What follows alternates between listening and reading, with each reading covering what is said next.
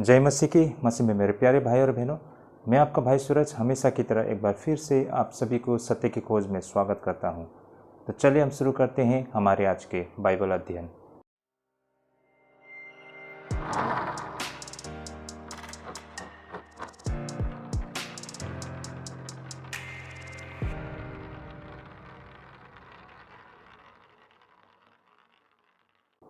एक बार फिर से आप सभी को स्वागत है सत्य की खोज में भाई और बहनों। आज का जो हमारा बाइबल अध्ययन करने का रहेगा पहला कोरिन्थी 2 अध्याय 1 से लेकर 5 पद तक। भाई और बहनों, हमने कुछ ही हफ्ते पहले से पहला कोरिन्थी को अध्ययन करना शुरू किया है।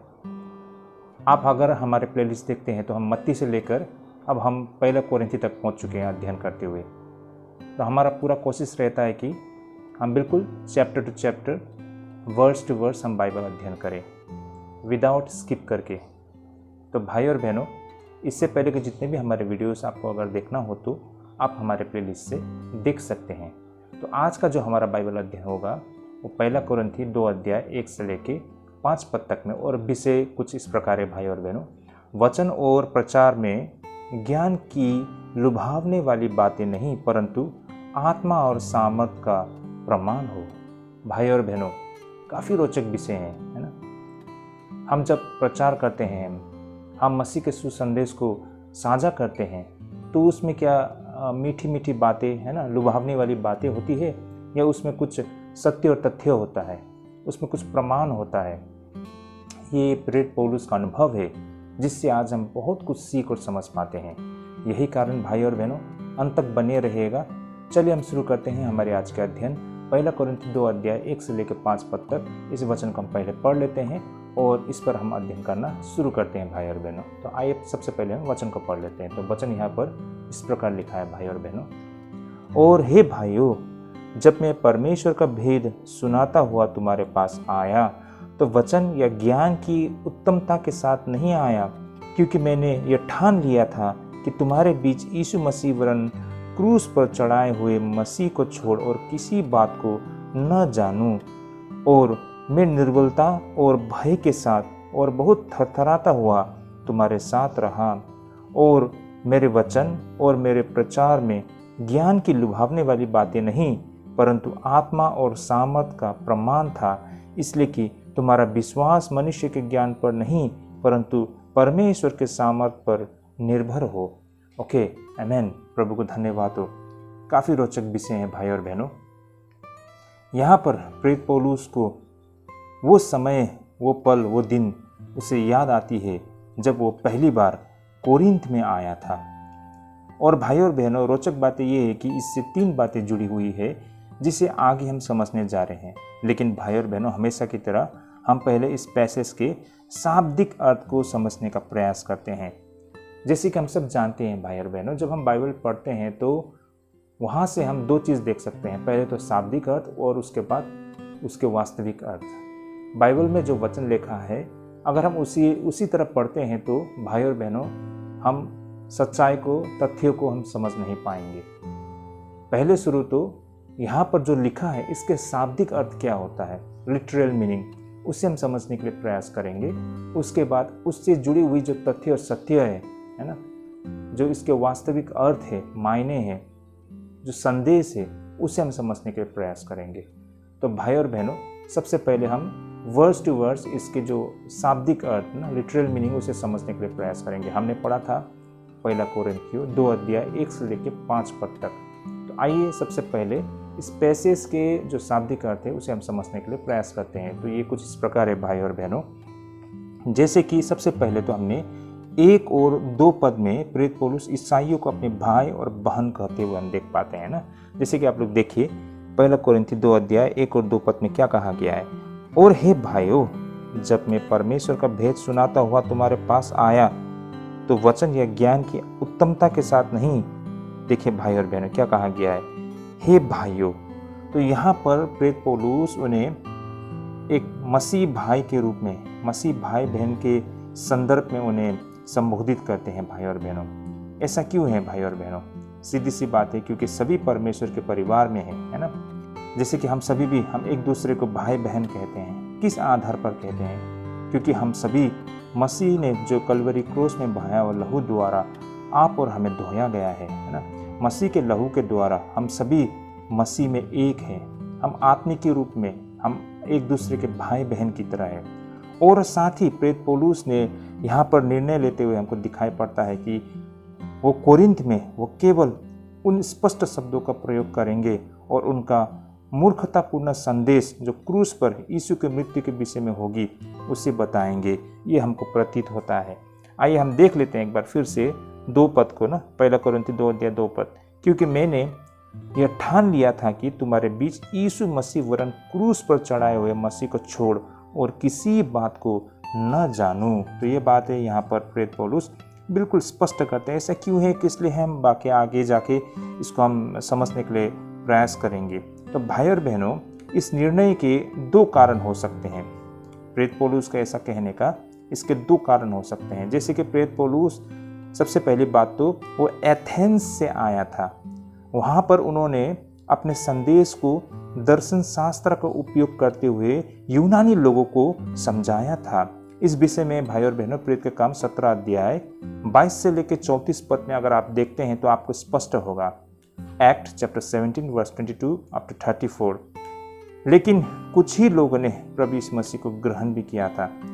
भाई और बहनों, प्रेरित पौलुस ने क्रूस का संदेश को वहाँ यूनान में दर्शन शास्त्र का उपयोग करते यानी कि फिलोसफी को उसे प्रयोग करते हुए उन्होंने सुसमाचार का प्रचार किया था। लेकिन कुछ ही लोगों ने उस सुसमाचार को स्वीकार किया था। ऐसा कुछ प्रेरित पौलुस का अनुभव था।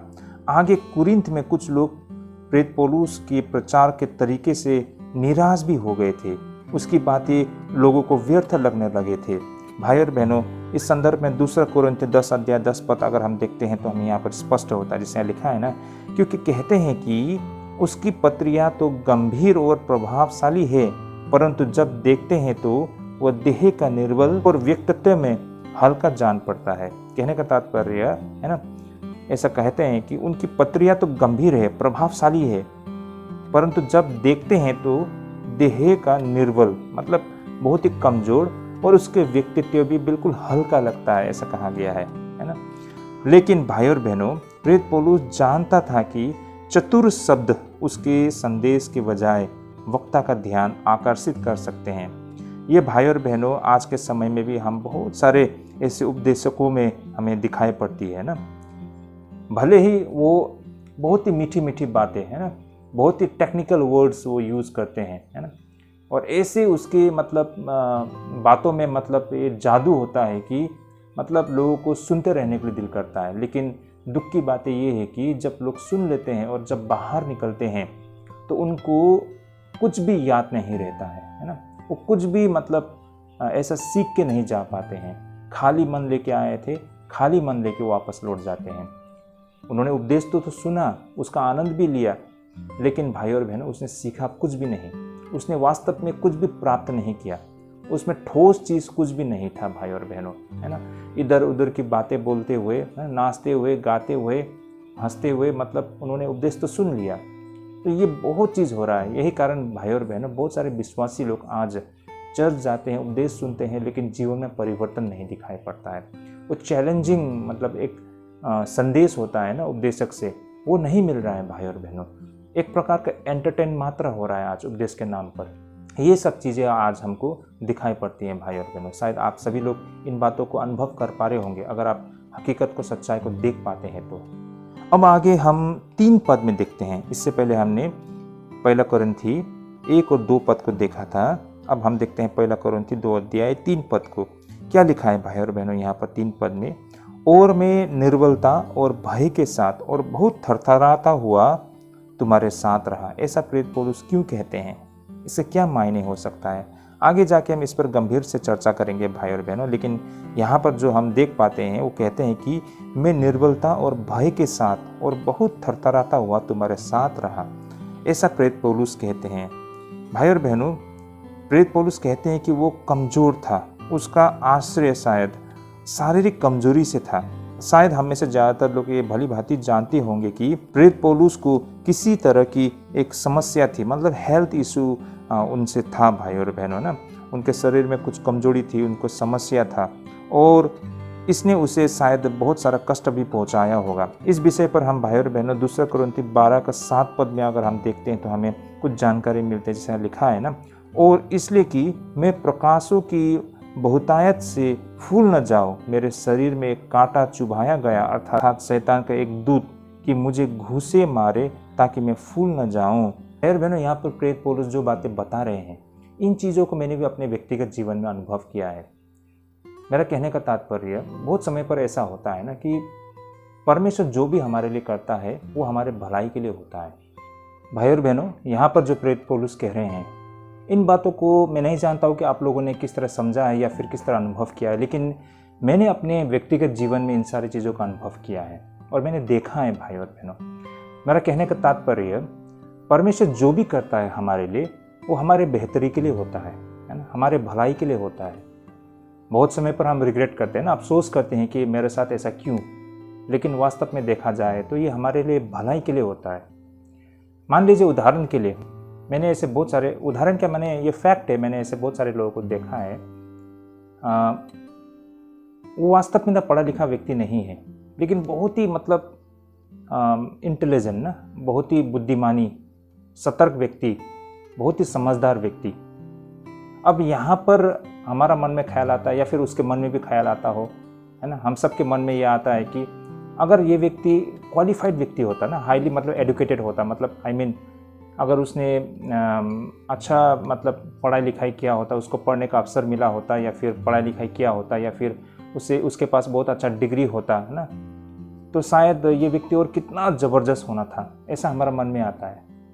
लेकिन हो सकता है इसमें परमेश्वर की योजना हो, परमेश्वर ने वो अवसर उसे नहीं दिया हो। कौन जानता है कि मतलब वो व्यक्ति आज सचमुच में एक डिग्री होल्डर होता या हाईली क्वालिफाइड होता, तो वो व्यक्ति शायद बहुत ही घमंडी व्यक्ति हो जाता। तो उसके घमंड को काबू में रखने के लिए शायद उसको ये अवसर नहीं मिला। मेरी बातों को आप लोग समझ पा रहे होंगे ना।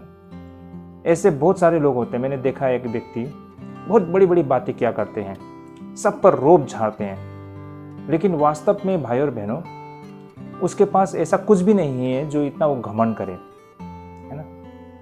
ना तो वो शारीरिक तौर पर बहुत ताकतवर है, ना तो वो बहुत अमीर है, ना तो वो कुछ बड़े ओहदे में बैठा हुआ है ना, ना तो उसकी पहुंच बहुत दूर तक है।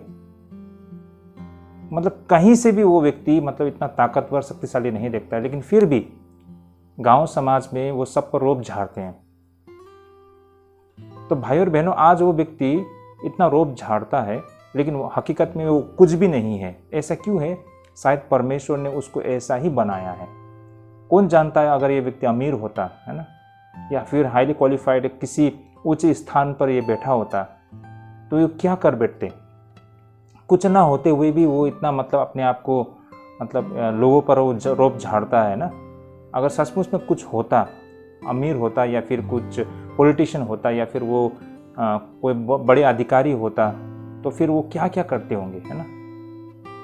तो लोगों को काबू में रखने के लिए, या फिर लोगों को मतलब परमेश्वर उसे बचाना चाहता है कि वो नष्ट ना हो, इसीलिए उस व्यक्ति को इस तरह से बनाया है, ताकि उसे ये एहसास भी हो, है ना, कभी कभार ये एहसास हो कि मैं कौन हूँ, मैं किस लिए घमंड करूँ, मेरे पास है ही क्या।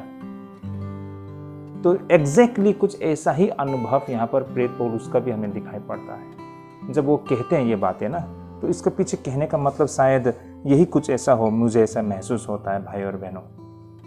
वो कहते हैं ना यहाँ पर, इसलिए कि मैं प्रकाशों की बहुतायत से फूल न जाऊं, मेरे शरीर में कांटा चुभाया गया, अर्थात शैतान का एक दूत की मुझे घूसे मारे ताकि मैं फूल न जाऊं। तो वो हमेशा इस बात को समझे कि परमेश्वर ही सब कुछ है, परमेश्वर की कृपा से ही वो वहां तक पहुंचा है, वरना कुछ भी नहीं है, है ना। 2 मिनट में शैतान उसे खत्म कर सकता है, तबाह कर सकता है। ये तो परमेश्वर की कृपा है कि परमेश्वर की दया और अनुग्रह से वो अब तक सुरक्षित है।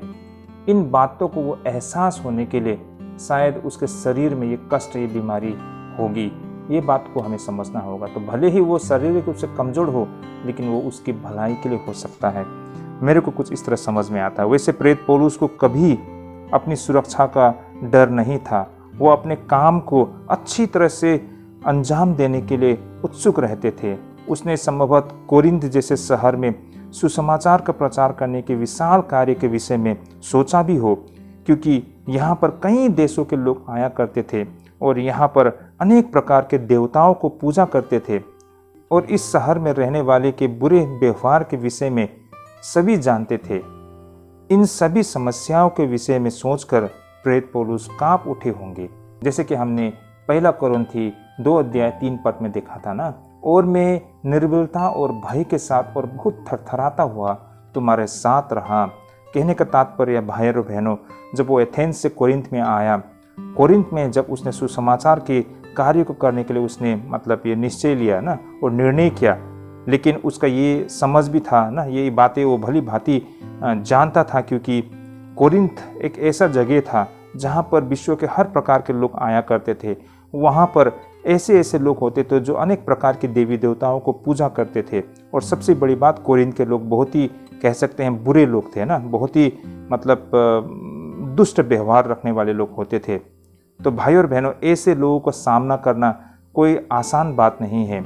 इसलिए इन तैयारी को लेकर उसमें कुछ घबराहट हो सकती है, और ये घबराहट होना बिल्कुल स्वाभाविक है भाई और बहनों। ऐसा क्यों है, हम इन बातों का आगे भली भांति हम समझने के लिए कोशिश करेंगे। ऐसा नहीं है कि प्रेरित पौलुस डर के मारे वो घबरा रहे थे ना, और मरने से डर रहे थे, लेकिन उस तैयारी को लेकर वो घबराहट उसको हो रहा था। अब आगे हम 4 और 5 पद को देखते हैं। देखिए भाई और बहनों, पहला कोरिन्थी 2:1 से लेकर 5 पद तक हमने अध्ययन किया था। अब तक हमने इसके शाब्दिक अर्थ 2:1 से लेकर 3 पद तक हमने समझा है। आगे हम 4 और 5 पद को देख लेते हैं और वचन भी हम पढ़ लेते हैं। जैसा लिखा है, और मेरे वचन और मेरे प्रचार में ज्ञान की लुभावने वाली बातें नहीं, परंतु आत्मा और सामर्थ का प्रमाण था, इसलिए कि तुम्हारा विश्वास मनुष्य के ज्ञान पर नहीं परंतु परमेश्वर के सामर्थ पर निर्भर हो। ओके, आमेन। अब यहाँ पर प्रेरित पौलुस के स्पष्ट शब्दों का परिणाम मिलते हुए हमको दिखाई पड़ता है, क्योंकि पवित्र आत्मा की शक्ति ने लोगों को आश्वस्त किया था कि यह संदेश वास्तव में सत्य था, और इस तरह लोग बदल गए और ईसाई बन गए थे। इस तरह पवित्र आत्मा ने उन उपहारों में भी अपनी शक्ति दिखाई जो उसने कोरिन्थ में ईसाइयों को दी थी भाई और बहनों।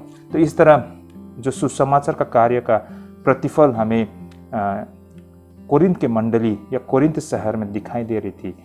आइए, अब तक हमने इस पैसेज के शाब्दिक अर्थ को समझा था, लेकिन अब हम इसके वास्तविक अर्थ को समझने के लिए प्रयास करते हैं।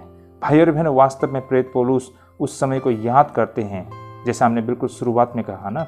प्रेरित पौलुस जब पहली दफ़े कोरिन्थ के शहर में आए थे तो क्या कुछ हुआ था, उस समय को याद करके ये बातें प्रेरित पौलुस कह रहे हैं। जब वो पहली बार कोरिन्थ में आए थे तो 3 बातें उसके सामने आए थे। वो क्या क्या थी, किस तरह के अनुभव, अब हम इस पैसेज के वास्तविक अर्थ के द्वारा हम समझने के लिए प्रयास करते हैं। पहला तो भाई और बहनों, प्रेरित पौलुस बिल्कुल सरलता से बोलते हुए लोगों के बीच में आए थे, जैसे कि हम बिल्कुल शुरुआत से देख सकते हैं। पहला कोरिन्थी 2:1 और 2 पद में जैसा लिखा है ना, और हे भाइयों, जब मैं परमेश्वर का भेद सुनाता हुआ तुम्हारे पास आया तो वचन या ज्ञान की उत्तमता के साथ नहीं आया। जैसे कि आप लोग देख पा रहे हैं ना, वो कहते हैं कि और हे भाइयों, जब मैं परमेश्वर का भेद सुनाता हुआ तुम्हारे पास आया। तो भाई और बहनों, गौरतलब है कि प्रेरित पौलुस एथेंस से कोरिन्थ में आए थे। जहाँ तक हम जानते हैं कि एथेंस में ही उन्होंने अपने जीवन में एकमात्र बार ईसाइयत को दार्शनिक दृष्टि से सीमित करने का प्रयास किया था, यानी कि फिलोसॉफिक टर्म्स में ना, सुसमाचार के जो संदेश को मानव जो दार्शनिक है ना, एक ह्यूमन फिलोसफी, उसके जरिए उन्होंने सुसमाचार को रखने के लिए प्रयास किया था। उन्होंने दार्शनिकों से मुलाकात की थी, यानी कि फिलोसोफर लोगों के साथ उन्होंने मुलाकात की थी, और उनकी अपनी भाषा और तरीके से बातें करने के लिए उन्होंने कोशिश की थी, जिस विषय पर हम प्रेरित का काम 17:22 से लेकर 31 पद में हम देखेंगे तो हमें इसके विषय में जानकारी मिलेंगी। Act chapter 17 verse 22 to 31। और भाई और बहनों, यही उसकी यानी कि प्रेरित पौलुस की बहुत ही कम असफलताओं में से एक थी भाई और बहनों। कहने का तात्पर्य प्रेरित पौलुस ने एथेंस में एक ह्यूमन फिलोसफी के आधार पर उसने सुसमाचार को सुनाने के लिए प्रयास किया था, जो कि प्रेरित पौलुस के जीवन के असफलताओं में से ये एक ऐसा कार्य था भाई और बहनों। क्योंकि भाई और बहनों, दर्शन शास्त्र के दृष्टि से उनके उपदेश का बहुत ही कम प्रभाव पड़ा था। जैसे कि प्रेरित के काम 17 अध्याय 32 और 33 पद में देखने पर हमें कुछ यहाँ पर जानकारी मिलती है। जैसा लिखा है ना भाई और बहनों, मरे हो के पुनरुत्थान की बात सुनकर कितने तो ठट्ठा करने लगे और कितनों ने कहा, यह बात हम तुझसे फिर कभी सुनेंगे। इस पर पौलुस उनके बीच में से निकल गया। तो होता क्या है भाई और बहनों, यहाँ पर प्रेरित पौलुस उन दार्शनिक लोगों से दर्शन शास्त्र के आधार पर सुसमाचार को सुना रहे थे। अब ये दर्शन शास्त्र है ना, ये जो फिलोसोफर्स लोग होते हैं, ये लोग बहुत ही जटिल किस्म के लोग होते हैं, है ना। वो हर बातों पर वो चर्चा करते हैं, उस पर विचार करते हैं, लेकिन उनका जो परिणाम उन्हें कभी नहीं मिलता है। तो इस तरह से वो चर्चा करते हैं ना, उनका चर्चा अंतहीन है, लेकिन उनका चर्चा का जो तुक है वो निकल के नहीं आता है। आमतौर पर ये फिलोसोफर्स लोग बहुत ही संसार के नज़र में बुद्धिजीवी लोग हैं, ज्ञानी लोग। ग्रीक फिलोसफी आज भी हमारे पूरे दुनिया में ना बहुत ही इसका स्तर बहुत ऊंचा माना जाता है। जो लोग कॉलेज में जिन्होंने पढ़ा है ना ये लॉजिक फिलोसफी, उन लोगों को पता है कितना जटिल होता है इन बातों को समझने के लिए।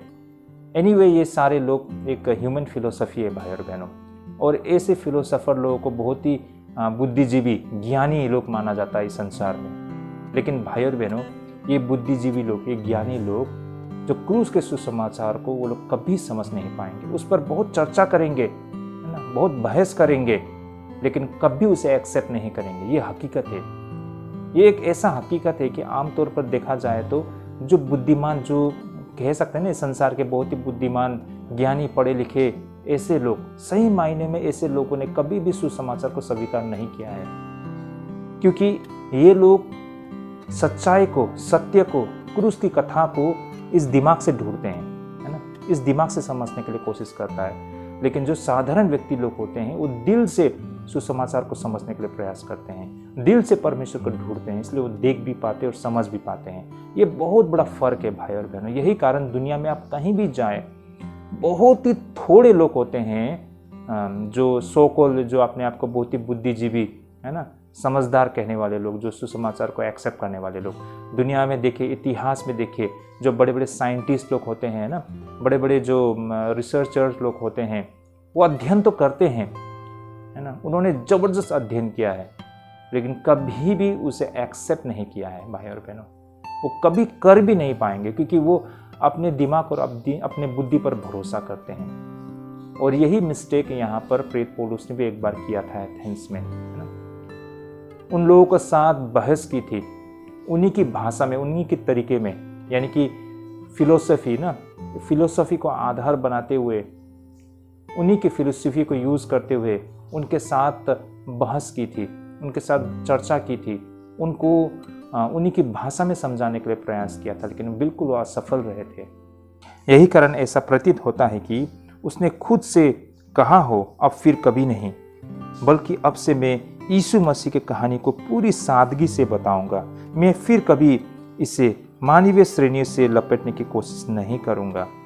भाई और बहनों, शायद इस बुरे अनुभव के आधार पर प्रेरित पौलुस के मन में ये सारे बातें आए होंगे ना।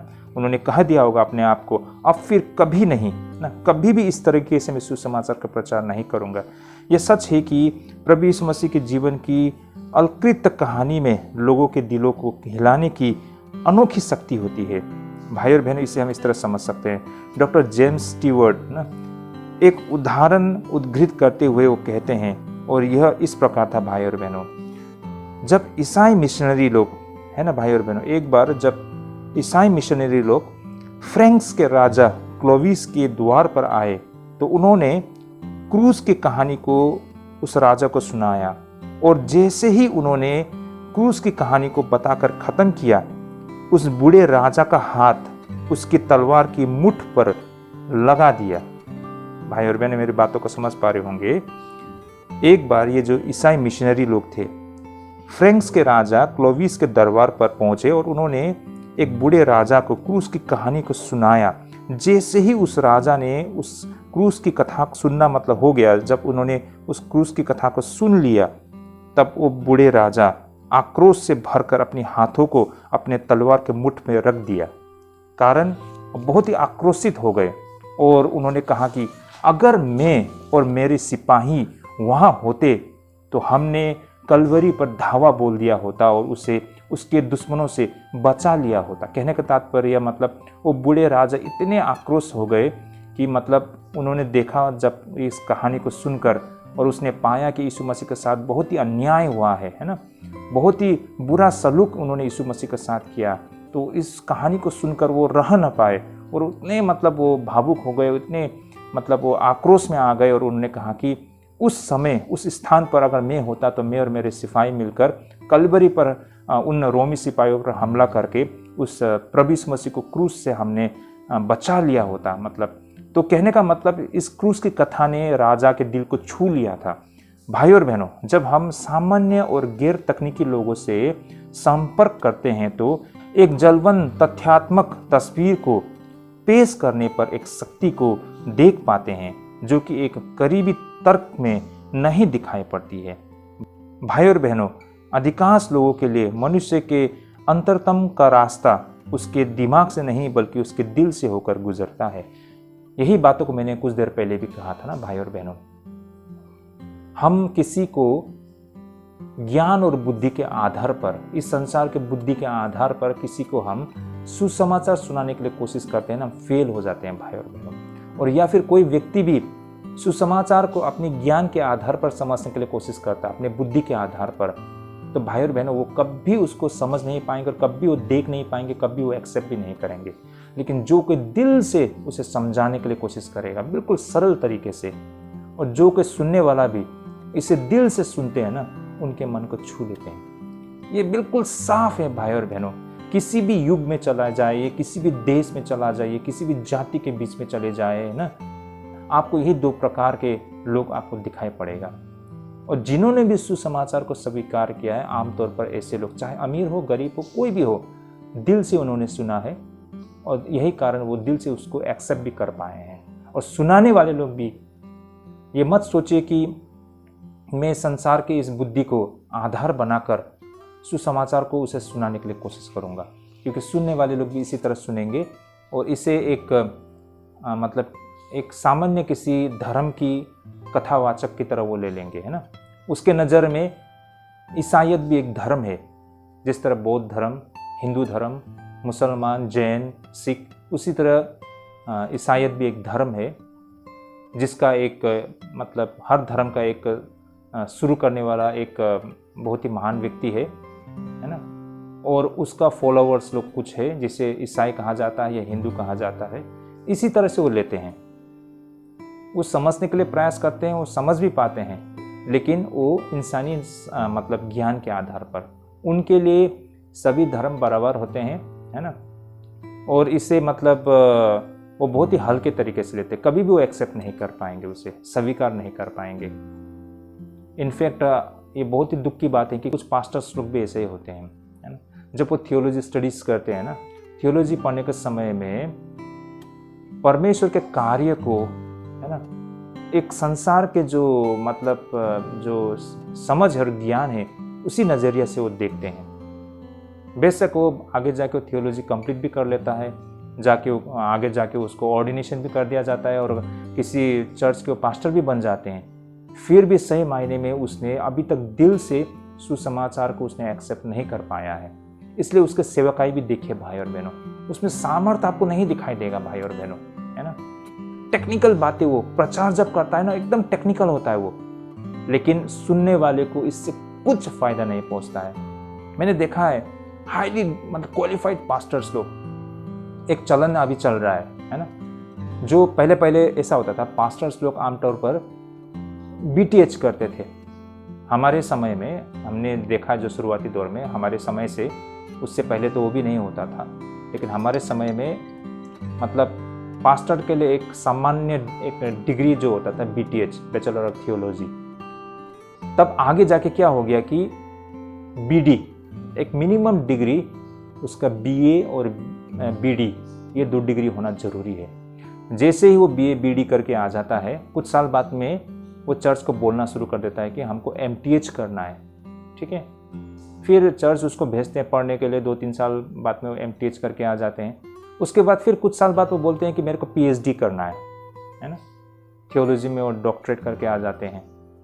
तो भाई और बहनों, सही मायने में अगर देखा जाए ना, कलीसिया में आपको उपदेश देने के लिए, कलीसिया के लोगों को बाइबल की समझ और ज्ञान देने के लिए, शिक्षा देने के लिए ना, आपको इतनी बड़ी बड़ी डिग्री की जरूरत नहीं होती है ना। आप जो BTH करके बैठे हो, BD करके बैठे हो, ये काफ़ी है भाई और बहनों। मैं देखा हूँ बड़े बड़े PhD होल्डर्स लोग ये MTH करके आए थियोलॉजी में ना, उनका उपदेश सुनता हूँ, इतना टेक्निकल होता है भाई और बहनों, इतना टेक्निकल होता है कि नीचे बैठे हुए लोगों को समझ में नहीं आता है, और समझ भी आ जाए तो उसके दिल को नहीं छूता है। जो परिवर्तन होता है ना, जो रिवाइवल कलीसिया में नहीं दिखाई देता है, और कलीसिया सो जाते हैं एट द एंड, है ना।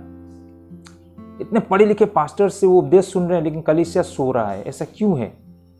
क्योंकि वो पास्टर में बहुत बड़ा डिफेक्ट है भाई और बहनों। उसने भी अभी तक मसीह का सामना नहीं किया है ना। उसके लिए ईसाईयत एक धर्म है और थियोलॉजी एक डिग्री मात्रा है भाई और बहनों उसके लिए। ये बड़ी दुख की बातें हैं। इन बातों को आज हमें समझना होगा भाई और बहनों। इसीलिए दिमाग से समझने के लिए कोशिश मत कीजिए, या दिमाग को आधार बनाकर किसी को समझाने के लिए कोशिश मत कीजिए। ये संसार का ज्ञान हमें कहीं नहीं पहुंचाएगा। हमारा मन साफ होना पड़ेगा, और मन से प्रभु को ढूंढिए, प्रभु का दर्शन आपको मिलेगा, और प्रभु की कथा को आप समझा भी पाओगे लोगों को। तभी लोगों के जीवन में परिवर्तन आएगा भाई और बहनों। यही बात प्रेरित पौलुस यहाँ पर कह रहे हैं। इन बातों को वो एक्सपीरियंस कर रहे हैं, और इन्हीं बातों को वो रख रहे हैं भाई और बहनों। अगला भाई और बहनों, हम देख सकते हैं कि वो डरता हुआ बोलता हुआ आया, जैसे कि 1 कोरिन्थी 2:3 में ना। आइए हम एक बार इस वचन को देख लेते हैं। Very interesting. 2 कोरिन्थी 2:3 में क्या लिखा है? 1 कोरिन्थी 2:3 में, और मैं निर्बलता और भय के साथ और बहुत थरथराता हुआ तुम्हारे साथ रहा। यहाँ पर हमें समझने में सावधानी बरतनी होगी। यहाँ पर प्रेरित पौलुस अपनी सुरक्षा को लेकर नहीं डरा था। इससे भी ज्यादा वह उस सुसमाचार के प्रति लज्जित तो बिल्कुल भी नहीं था, बल्कि उसे तो कर्तव्य को लेकर कपकपी भरी चिंता कहा जा सकता है भाई और बहनों। मतलब प्रेरित पौलुस चिंतित थे, है ना। वो जो करने जा रहा है उसे लेकर वो बहुत गंभीर और वो बिल्कुल चिंतित थे उस कर्तव्य को लेकर। ये स्वाभाविक है भाई और बहनों। आप लोगों ने भी अपने जीवन में इन सारी चीज़ों को अनुभव किया होगा, है ना। प्रेरित पौलुस ने अपने विषय में जिस वाक्यांश का उपयोग यहाँ किया है, वो कर्तव्यनिष्ठ दासों को अपने स्वामी की सेवा और आज्ञा पालन करने के तरीके के विषय में थी। भाई और बहनों, एफएससी चैप्टर 6:5 में हम देखते हैं क्या लिखा है यहाँ पर। हे दासों, जो लोग शरीर के अनुसार तुम्हारी स्वामी है, अपने मन की सिधाई से डरते और कांपते हुए जैसे मसीह की, वैसे ही उनकी भी आज्ञा मानो। ध्यानपूर्वक इस वचन को आप लोग सुनिए और समझने के लिए कोशिश कीजिए। क्या कहा गया? हे दासों, जो लोग शरीर के अनुसार तुम्हारे स्वामी हैं, अपने मन की सिधाई से डरते और कांपते हुए जैसे मसीह की, वैसा ही उनकी भी आज्ञा मानो। यानी कि हर चीज में आपको गंभीर और सिंसियर होना है। सिर्फ परमेश्वर के सामने गंभीर नहीं होना है, परमेश्वर को लेकर सिर्फ गंभीर नहीं होना चाहिए, बल्कि हर चीज, जो भी चीज करोगे वो चीज को लेकर बहुत ही गंभीर होना है। गंभीर मतलब तैयार होना, और तैयार वो व्यक्ति होता है जिसमें मतलब उस चीज को लेकर बहुत ही सीरियस होता है भाई और बहनों, है ना। और ऐसे में उस व्यक्ति में घबराहट होना बिल्कुल स्वाभाविक है। भाई और बहनों, हम इसे इस प्रकार समझ सकते हैं, जैसे वो व्यक्ति जो किसी बड़े कार्य को बिना घबराए करता है, वो वास्तव में उसे अच्छी तरह से नहीं करता है। सही मायने में भाई और बहनों, है ना। सुनने में शायद अजीब लगे, मैं फिर से एक बार इसे कहता हूँ, वह व्यक्ति जो किसी बड़े कार्य को बिना घबराए करता है ना, किसी भी कार्य को बिना घबराए करता है, वो वास्तव में उसे अच्छी तरह से नहीं करता है, बल्कि वास्तव में महान अभिनेता वो है जो प्रदर्शन से पहले तैयार हो जाते हैं। मेरी बातों को आप लोग समझ पा रहे होंगे ना। और प्रभावी उपदेशक वह है जिसका दिल बोलने की प्रतीक्षा करते समय तेजी से धड़कता है। देखिए भाई और बहनों, जीवन में क्या होता है ना, हमने देखा है, मेरे खुद ने अपने जीवन में अनुभव किया है। कभी कभी क्या होता था, पहले जब कहीं मुझको उपदेश देने के लिए अवसर दिया जाता है, तो अगर मैं ये सोचता हूँ कि मेरे पास तो वचन है और इस पर मैंने पहले भी अध्ययन किया है, इसी को जाके बोल देता हूँ और इसमें ज़्यादा तैयारी करने की ज़रूरत नहीं है, सब तो मेरे को पता ही है, वचन पढ़ देता हूँ, उस पर ये बातें बोल देता हूँ, बड़ी हल्के से लेता हूँ। जब मैं पुलपिट में खड़ा होता हूँ ना, तो भाई और बहनों, इसी वचन को मैंने कई दफ़े पढ़े होंगे, इस पर मैंने कई दफ़े बोले भी होंगे, लेकिन उस वक्त मेरे मुंह से शब्द नहीं निकल रहा है। मैं स्तंभ हो जाता हूँ उस समय ना, समझ में नहीं आता कहाँ से शुरू करूँ। बोलता हूँ और बोलकर ख़त्म भी हो जाता है, लेकिन किसी को कुछ फ़ायदा नहीं होता, किसी को अच्छी तरह से समझ में नहीं आता, और समझ में भी आ जाए किसी के दिल को छूता नहीं है, क्योंकि मैं गंभीर नहीं था, मैं तैयार नहीं था। यही कारण मेरी लापरवाही की वजह से वो समय और वो मतलब पूरा वो उपदेश है ना, वो बेकार चला गया। प्रभु ने मेरे को अप्रूव नहीं किया क्योंकि मैं लापरवाह था।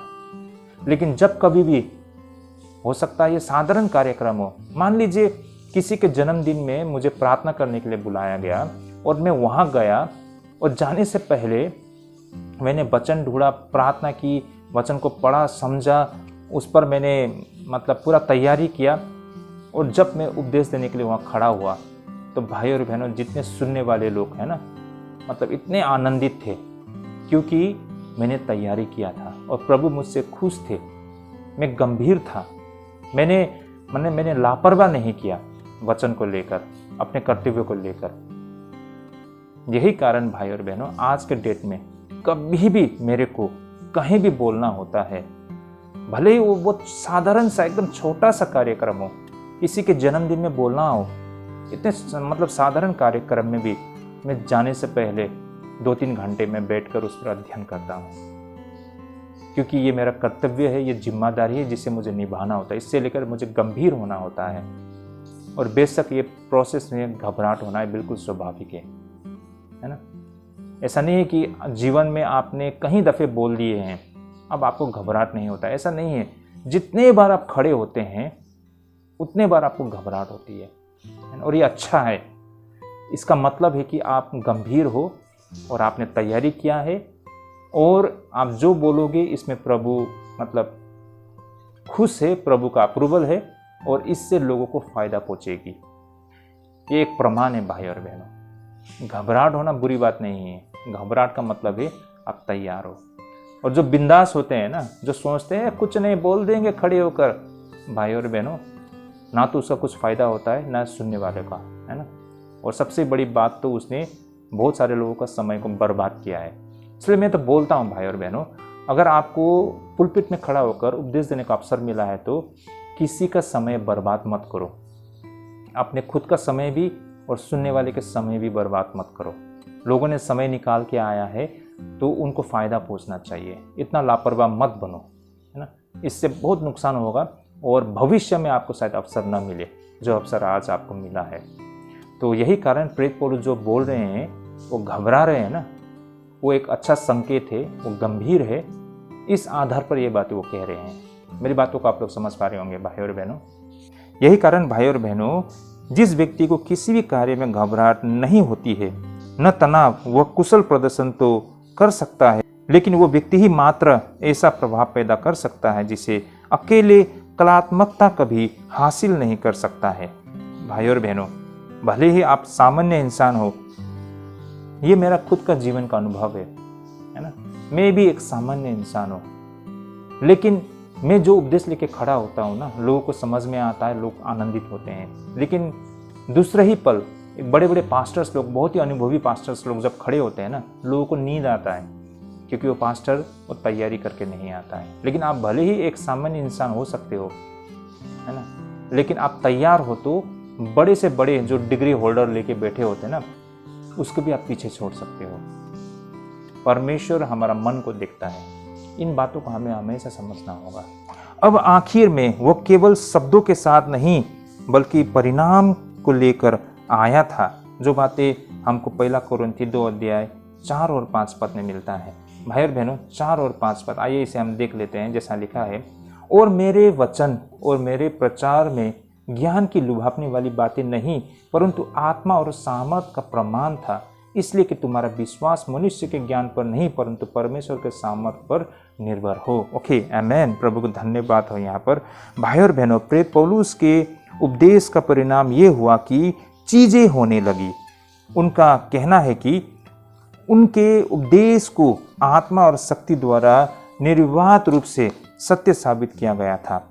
वह जिस शब्द का प्रयोग करता है वह सबसे कड़े स्वाभाविक सबूत के लिए एक शब्द थे जिसको लेकर कोई तर्क नहीं दी जा सकती है। और यह क्या था? यह बदले हुए जीवन का प्रमाण था। इस तरह कोरिन्थ के प्रदूषित समाज में कुछ पूर्ण सृजन का प्रवेश हो गया था। भाई और बहनों, यह हमारी कमजोरी है कि अक्सर हमने अपने जीवन में लोगों को मसीह को दिखाने के बजाय उन्हें ईसाई धर्म में लाने के लिए कोशिश की है, और ये हमारी सबसे बड़ी भूल में से एक है। हम यहाँ पर ईसाई धर्म को प्रचार करने के लिए नहीं है, बल्कि हम यहाँ पर यीशु मसीह के मार्ग के विषय में बताने के लिए हैं। भाई और बहनों, यहाँ पर हम यीशु मसीह के अनुसरण करने के विषय में लोगों को बताने के लिए हैं। यहाँ किसी को हम क्रिश्चियन बनाने के लिए, ईसाई बनाने के लिए नहीं है। भाई और बहनों, ये बात को हमें समझना होगा। ना तो यहाँ पर हम ईसाई धर्म का प्रचार करने के लिए आए हैं, ना तो हम यहाँ पर किसी को ईसाई बनाने के लिए आए हैं, बल्कि हम यहाँ पर तो यीशु मसीह के मार्ग को बताने के लिए आए हैं और यीशु मसीह के अनुसरण के विषय में बताने के लिए आए हैं, है ना, ताकि लोगों का जीवन बदल जाए, ताकि लोगों का उद्धार हो इस नरक के जीवन से। भाई और बहनों, लेकिन अनफॉर्चुनेटली हमारा भूल क्या है? लोग ईसाई बनाना चाहते हैं लोगों को, है ना। यीशु मसीह ने किसी को ईसाई बनाने के लिए नहीं आया था। वो ईसाई धर्म को प्रभु यीशु मसीह ने नहीं बनाया, ये तो इंसान ने बनाया है। धर्म जितना होता है ना, इंसान बनाते हैं, और ये धर्म ना अच्छा नहीं होता है। धर्म लोगों को तोड़ता है, बर्बाद करता है। कौन सा धर्म है जो लोगों को जोड़ता है? बताइए, दिखाइए तो। हर धर्म लड़ाता है, लोगों को मारता है, खत्म करता है, तबाह करता है। और यीशु मसीह ने ईसाई धर्म को नहीं बनाया, ये बात को याद रखिए। इंसान ने बनाया ईसाई धर्म को। यीशु मसीह ने तो जीवन के मार्ग का विषय में बताया है ना। और हमें यीशु मसीह का अनुसरण करने के लिए लोगों को सिखाना है, ना कि किसी को ईसाई बनाने के लिए कोशिश करना है। ये बात को समझिए भाई और बहनों, सब कुछ ठीक हो जाएगा। अनफॉर्चुनेटली आजकल ना लोग जैसा इल्ज़ाम लगाते हैं, शायद कुछ हकीकत होगा उसमें, लेकिन ये बहुत गलत है। ऐसा नहीं करना है। यीशु मसीह ने ये हमको नहीं सिखाया है। भाई और बहनों, एक संत, जैसा कि किसी ने कहा था, वो व्यक्ति है जिसमें मसीह फिर से जीवित हो जाता है। संत लोग ही परमेश्वर के स्वर्ग राज्य में प्रवेश कर पाएंगे। और संत कौन होते हैं? जो मरे हुए इंसान में यीशु मसीह का प्रवेश, ना, यीशु मसीह का उपस्थिति हमको दिखाई पड़ता है, वो व्यक्ति सही मायने में संत हो जाता है। और संत लोगों के लिए स्वर्ग के राज्य में मतलब स्थान है। संत लोग भी प्रभु का सेवा कर पाएंगे। ये बात को हमें नहीं भूलना है। तो ये था हमारा आज का अध्ययन। भाई और बहनों, काफ़ी रोचक विषय था। आई होप हम सभी ने इसको एंजॉय किया होगा और इसे हम आप लोग सभी समझ पा रहे होंगे। और इससे अगर हम समझ पा रहे हैं तो ज़रूर अपने फ्रेंड रिलेटिव सभी के साथ शेयर कीजिए। हमारा विषय था वचन और प्रचार में ज्ञान की लुभावने वाली बातें नहीं परंतु आत्मा और सामर्थ का प्रमाण हो। इसलिए मीठी मीठी बातों से नहीं बल्कि सत्य के द्वारा सुसमाचार के प्रचार होनी चाहिए, तभी लोग मसीह का अनुसरण करना शुरू करेंगे। तो ये था हमारा आज का अध्ययन। आज के लिए हम यहीं पे स्थगित करते हैं। मिलते हैं किसी इसी प्रकार के हमारे दूसरे अध्ययन में। प्रभु आप सभी को ढेरों आशीष करे। जय मसीह।